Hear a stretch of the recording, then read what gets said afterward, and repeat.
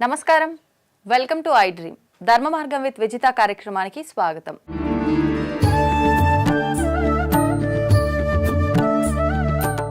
ప్రస్తుతం మనతో పాటు ఉన్నారు ప్రముఖ ఆధ్యాత్మికవేత్త, ఋగ్వేద అధ్యాపకులు, ప్రవచనకర్త సంతోష్ కుమార్ గణపాటి గారు. ఇప్పుడు వారితో మాట్లాడి సంక్రాంతి విశిష్టత గురించి అడిగి తెలుసుకుందాం.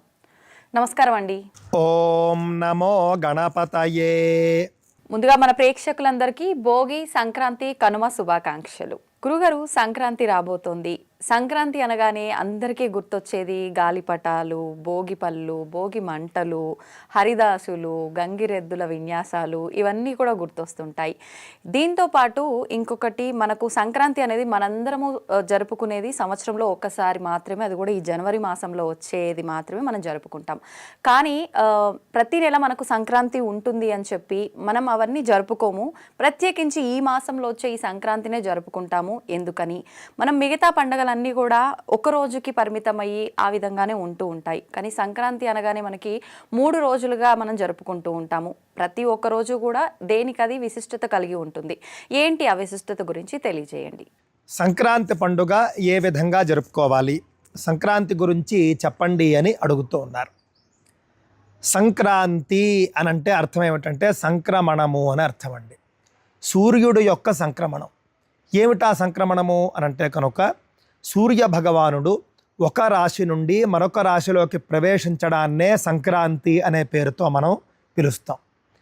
మనలో చాలా తక్కువ మందికి తెలిసినటువంటి విషయం ఏమిటి అనంటే సంవత్సరంలో 12 సంక్రాంతులు ఉంటాయి. కానీ మనం పండుగగా ఆచరించుకునేది మాత్రం మకర సంక్రాంతినే. దానికి ఏమిటి కారణము అనంటే మకర సంక్రాంతి ఉత్తరాయణాన్ని ప్రారంభింపజేస్తుంది. అందుకనే మకర సంక్రమణం మనం పండుగగా చేసుకుంటాం. మనకు సంవత్సరంలో 2 అయనాలు ఉంటాయండి, దక్షిణాయనము మరియు ఉత్తరాయణము అని. ఉత్తరాయణము ప్రశస్తమైనటువంటి కార్యక్రమాలకి ఎక్కువగా చెప్పబడింది. దక్షిణాయనంలో మాత్రం మనం ఆ విధంగా ప్రశస్తమైనటువంటి శుభ కార్యక్రమాలు ఎక్కువగా చేసుకోం, ఉత్తరాయణంలోనే ఎక్కువగా చేసుకుంటాం.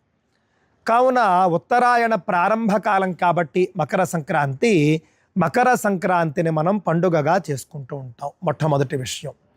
ఇక మకర సంక్రాంతి పండుగ ఏ విధంగా చేసుకోవాలి అనంటే మకర సంక్రాంతి పండుగ భోగి, సంక్రాంతి, కనుమ ఈ 3 రోజులు కూడా మనం జరుపుకుంటామండి. భోగి రోజున మనం చేసేటటువంటిది ముఖ్యంగా భోగి మంట వేయడం. భోగి మంటలో మనం చలి కాచుకుంటాం. ఊరూరా వాడవాడా కూడా భోగి మంట వేసుకుంటారు. ఇందులో ఒక రహస్యం ఉందండి. భోగి మంట ఎందుకు వేస్తారు అని రకరకాలుగా చాలామంది చెబుతూ ఉంటారు. కానీ శాస్త్రంలో ఉన్నది ఏమిటో తెలుసునండి. భోగి మంట అనేటటువంటిది 2 లక్షణాల ద్వారా మనం వేస్తాం. అందులో మొట్టమొదటి కారణం ఏమిటి అనంటే బ్రహ్మవైవర్త పురాణం ప్రకారం మనం చూసుకుంటే భోగి మంట అనేది మనకు దాంట్లో కనిపిస్తుందండి. హేమంత ఋతువులో చేయవలసినటువంటి కొన్ని ప్రక్రియల్లో చలి కాచుకోవడం అంటే మంట వేసుకుని చలి కాచుకోవడం కూడా ఒక ప్రక్రియగా చెప్పారు. అది మనం హేమంత ఋతువు అంతా చేయకపోయినప్పటికీ కూడా భోగి నాడు మనం చేసుకుంటాం. అది ఒక కారణం. ఇక రెండవ కారణం మనం చూసుకుంటే కనుక మకర సంక్రమణం. ఇందాక చెప్పాను చూసారా, 12 సంక్రాంతుల్లోనూ కూడా మనం 12 దానాలు చేసుకోవాలి. అందున ముఖ్యంగా మకర సంక్రాంతిలో మనం చేసుకోవలసినటువంటి దానం అటండి కట్టెలు మరియు అగ్ని అన్నారు. కట్టెలు దానం చేయడము అనంటే ఏమిటి? ఎవరైతే కట్టెలతో వంట చేసుకుంటారో వాళ్లకు మనం కట్టెలు దానం చేయవలసి ఉంటుంది. మరి మంట దానం చేయడం ఏమిటండి? అగ్ని దానం చేయడం ఏమిటి అనంటే కనుక మనం చేస్తున్నటువంటి భోగి మంట. భోగి మంట ఒకరు వేస్తారు లేదా 2-3 కలిసి వేస్తారు. కానీ ఆ చుట్టుపక్కల వాళ్ళందరూ కూడా వచ్చి అక్కడే చలి కాచుకుంటారు.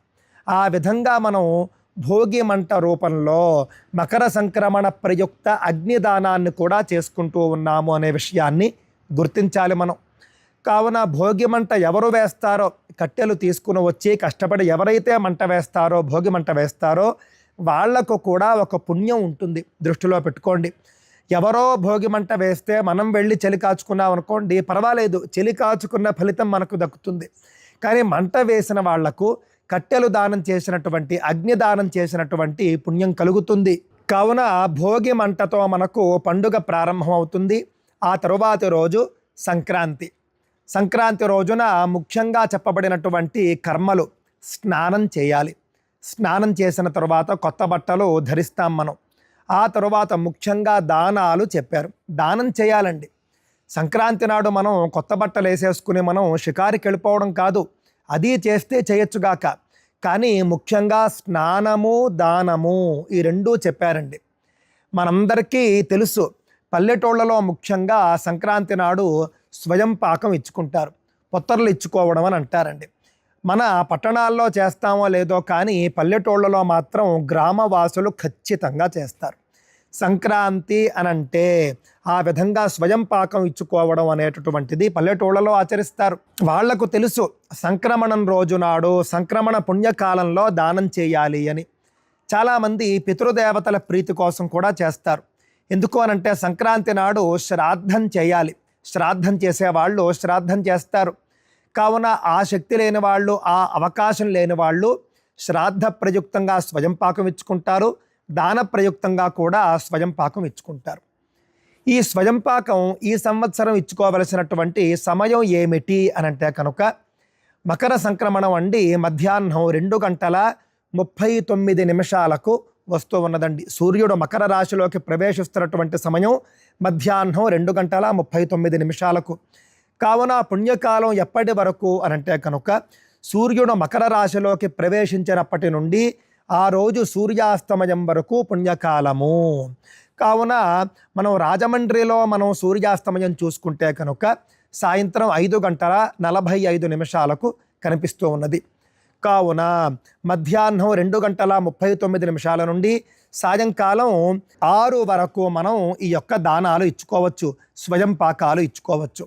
కావున ముఖ్యంగా సంక్రమణం నాడు దానాలు ఇచ్చుకోవాలి అనే విషయాన్ని దృష్టిలో పెట్టుకోండి. ఇందాక చెప్పుకున్నట్లుగా కట్టెలు దానం చేసుకోవడము, అగ్ని దానం చేసుకోవడంతో మొదలుపెట్టి సంక్రాంతి నాడు ఏ వస్తువు మనం దానం చేయడానికి అవకాశం ఉంటే ఆ వస్తువును దానం చేసుకోవాలి. మకర సంక్రమణ పుణ్యకాలంలో చేసేటటువంటి దానం మనకు అక్షయ పుణ్యఫలాన్ని ఇస్తుంది. మకర సంక్రాంతి నాడు అవకాశం ఉన్నవాళ్ళు నదీ స్నానం చేయవచ్చు. నదీ స్నానం కానీ సముద్ర స్నానం కానీ చేసుకుని ఆ తరువాత ఇందాక చెప్పుకున్నటువంటి సమయంలో దానాలు ఇచ్చుకోవచ్చు. కొత్త బట్టలు కట్టుకోవడము ఇవన్నీ కూడా ఇందులో భాగాలేనండి. భోగి నాడు మనం భోగి పళ్ళు కూడా పోసుకుంటాం. ముఖ్యంగా భోగి పళ్ళు చిన్నపిల్లలకు పోస్తూ ఉంటారు. తద్వారా వాళ్లకు ఉన్నటువంటి నర దృష్టి కావచ్చు, లేకపోతే ఇతర చీడ కావచ్చు, చెడు దృష్టి కావచ్చు, అలాగే బాలారిష్టాలు కావచ్చు, ఇవన్నీ కూడా పోయి వాళ్లకు సకల శుభాలు కలుగుతాయి అని చెప్పేసి భోగి పళ్ళు కూడా పోయడం ఉంటుంది. భోగినాడు సాయంత్రం చేస్తారు. ఆ తర్వాత భోగి సంక్రాంతి అయిపోయింది. సంక్రాంతి తరువాత రోజు కనుమ అంటామండి. నిజానికి మనం సంక్రాంతి తరువాత రోజున మాత్రమే కనుమ అంటాం, కానీ మనకు 5 కనుమలు అంటారు, పంచ కనుమలు ఉంటాయి. అందులో మొట్టమొదటిది సంక్రాంతి తరువాత రోజు. అలాగే శవదాహే, గ్రామదాహే అని కూడా చెప్పడం జరిగింది. శవాన్ని దహనం చేసినటువంటి తరువాత రోజు కూడా కనుమ అనే అంటారు. అలాగే గ్రామ దహనం కనుక ఎక్కడైనా జరిగితే, గ్రామం ఎక్కడైనా కాలిపోతే ఆ తరువాత రోజు కూడా కనుమ అని చెబుతారండి. అలాగే శక్తి ఉత్సవం అంటే గ్రామదేవతల జాతరలో జరుగుతాయి చూసారా, జాతర తరువాత రోజు కూడా కనుమ. అంతేకాకుండా సపిండీకరణము అని మనిషి మరణించిన తరువాత దహనం చేసుకున్న తరువాత 11వ రోజు చేస్తారు సపిండీకరణం అని. ఆ తరువాత రోజు కూడా కనుమ. సంక్రాంతి తరువాత రోజు, గ్రామ దహనం జరిగిన రోజు, అలాగే శవదహనం చేసినటువంటి రోజు, జాతర చేసుకున్నటువంటి రోజు, సపిండీకరణ చేసుకున్నటువంటి రోజు, ఈ 5 రోజులకు తరువాతి రోజును కనుమ అని అంటారండి. ఈ 5 కనుమల్లోనూ కూడా ప్రయాణం ఎట్టి పరిస్థితుల్లోనూ చేయకూడదు. కనుమ నాడు కాకి కూడా ప్రయాణం చేయదు అని ఒక నానుడి ఉన్నది. కావున కనుమ నాడు ముఖ్యంగా మనం ప్రయాణం చేయకుండా ఒక చోట మనం స్థిరంగా ఉండిపోవాలి. కనుమ నాడు రైతులు ముఖ్యంగా పశువులకు ఉత్సవాలు చేసుకుంటారు. పశువుల్ని కడగడం కానీ, అలాగే పశువుల్ని అలంకరించడం కానీ, ఉప్పు చెక్క అని చెప్పేసి అడవికి వెళ్ళి రకరకాల వస్తువుల్ని, చెక్కలను తీసుకుని వస్తారు. రకరకాల మూలికలను తీసుకుని వస్తారు. తీసుకుని వచ్చి ఆ మూలికలను ఉప్పుతో కలిపి దంచి ఒక పదార్థాన్ని, ఆహార పదార్థాన్ని తయారు చేస్తారు. తినకపోయినా కూడా పశువులకు బలవంతంగానైనా సరే ఈ ఉప్పు చెక్కను తినిపిస్తారు. తద్వారా పశువులు సంవత్సరం అంతా కూడా ఆరోగ్యంగా ఉంటాయి అని మనకు పురాణాలు చెబుతూ ఉన్నాయండి. ఈ విధంగా మనం చేసుకోవాలి సంక్రాంతి పండుగ.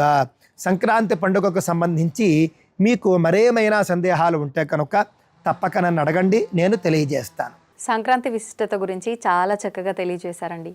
ధన్యవాదాలు. స్వస్తి.